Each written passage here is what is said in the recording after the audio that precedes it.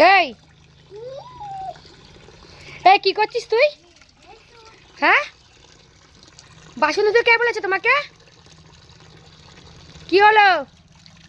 বাসন ধুতে কে বলেছে? কে বলেছে বাসন ধুতে?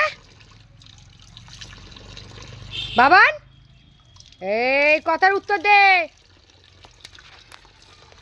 কথা শুনিস না কেন? হ্যাঁ, কথা শুনিস না কেন? কথা শুনিস না কেন? কথা শুনিস না কেন? চলো।